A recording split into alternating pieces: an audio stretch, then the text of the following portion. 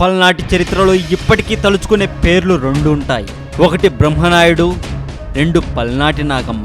వీళ్ళిద్దరి వీరత్వం గురించి వీడియో చివరిలో చెబుతాను, గుర్తు పెట్టుకోండి ఈ రెండు పేర్లు. ఇప్పుడు పల్నాటి యుద్ధం గురించి తెలుసుకుందాం. ఆంధ్రదేశంలోని పల్నాడు ప్రాంతంలో 1182వ సంవత్సరంలో జరిగింది పల్నాటి యుద్ధం. మహాభారతంనకు పల్నాటి వీరుల చరిత్రకు దగ్గరి పోలికలు ఉండడం చేత దీనిని ఆంధ్ర భారతం అని కూడా అంటారు.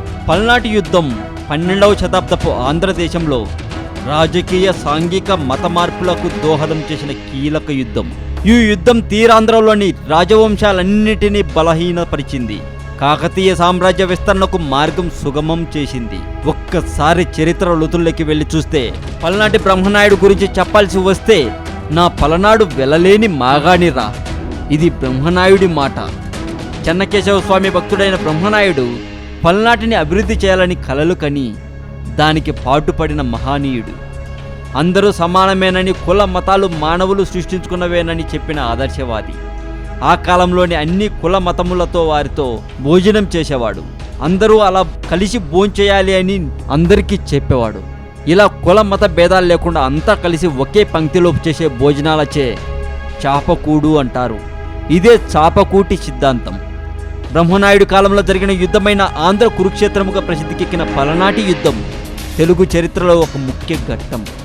బ్రహ్మనాయుని తల్లి శీలమ్మ, తండ్రి దొడ్డనాయుడు, భార్య ఐతాంబ, కుమారుడు బాలచంద్రుడు. వైష్ణవ ఆచార్యులైన పండిద్దర్ ఆల్వారులు, ముఖ్యంగా రామానుజాచార్యులు మొదలైన వారు ఇతన్ని ప్రభావితం చేశారు. తల్లిదండ్రుల శిక్షణ సత్యవర్తనకు దోహదం చేస్తే రామానుజాచార్యుల సిద్ధాంతం బ్రహ్మనాయుడిని ఒక సంస్కర్తగా తయారు చేసింది. మాచర్లలో సుప్రసిద్ధ శ్రీ చెన్నకేశవ స్వామి దేవాలయం కట్టించాడు. బ్రహ్మనాయుని ప్రధాన ఆయుధం కుంతం.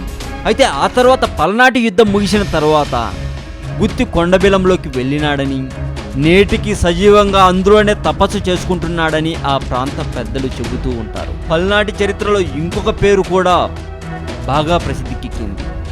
ఆమె నాగమ్మ, పలనాటి నాగమ్మ. నాగమ్మ